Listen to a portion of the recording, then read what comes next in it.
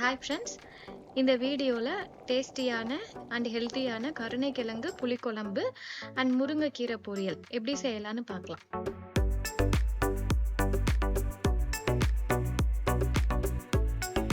First கருணைக்கிழங்குக்கும் சேனைக்கிழங்குக்கும் வித்தியாசம் இருக்குது. இப்போ நான் பண்ணுறது கருணைக்கிழங்கு, இங்கிலீஷில் எலஃபண்ட் யாம்னு சொல்லுவாங்க.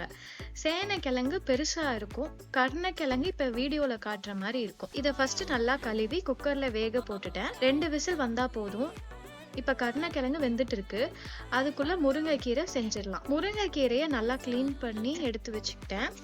ஒரு கடாயில் எண்ணெய் ஊற்றி கடுகு உளுத்தம்பருப்பு போட்டுட்டு அதோட 2 காஞ்ச மிளகாவை கட் பண்ணி போட்டுட்டேன். இப்போ அதோட 6 சின்ன வெங்காயத்தை கட் பண்ணி போட்டுக்கிட்டேன்.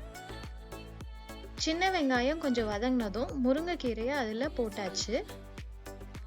மூடி போடாமல் வேக வச்சு இறக்கிட்டேன். கீரை வீக்லி ஒன்ஸ் ஆச்சு எடுத்துக்கங்க, அயன் சத்து இருக்கும், ரத்தம் நல்லா ஊறும். அதோட கொஞ்சம் சால்ட் போட்டு வேக வச்சாச்சு.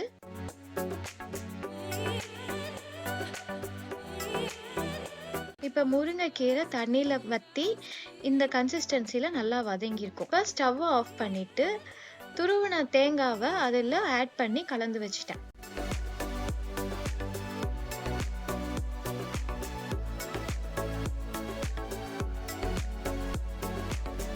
இப்போ குழம்பு ரெடி பண்ண ஒரு கடாயில் 1 டீஸ்பூன் விளக்கெண்ணெய் அண்ட் 3 டீஸ்பூன் நல்லெண்ணெய் ஊற்றிக்கிட்டேன். புளிக்குழம்புக்கு விளக்கெண்ணெய் ஊற்றினா நல்லாயிருக்கும் அண்ட் கொஞ்சம் ஹீட்டை எடுத்துரும்.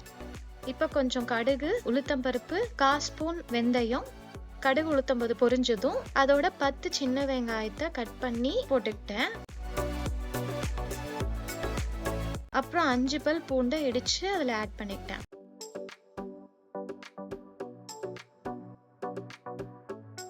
வெங்காயம் கோல்டன் கலரில் நல்லா வதங்கினதும் 2 மீடியம் சைஸ் தக்காளியை கட் பண்ணி அதில் ஆட் பண்ணிக்கிட்டேன். வெங்காயமும் தக்காளியும் வதங்கிட்டு இருக்கு. இந்த கிழங்கு குக்கரில் 2 விசில் வெந்தால் போதும். இப்போ வேக வச்ச கிழங்க தோல் உரிச்சு கட் பண்ணி எடுத்துக்கிட்டேன். கருணைக்கிழங்கு பைல்ஸ், கான்ஸ்டிபேஷன், ஃபிஸ்டுலாக்கு நல்லது. இதை கருணலேகியம்னு சித்தாலையும் கொடுப்பாங்க.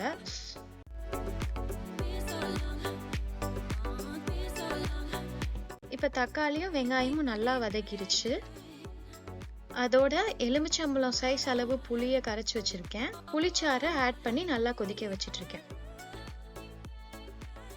இப்போ அதில் ஒரு 2 ஸ்பூன் குழம்பு மிளகாத்தூள், 1 டீஸ்பூன் மல்லித்தூள், தேவையான அளவு உப்பு சேர்த்து ஒரு 10 நிமிஷம் நல்லா கொதிக்க வச்சாச்சு.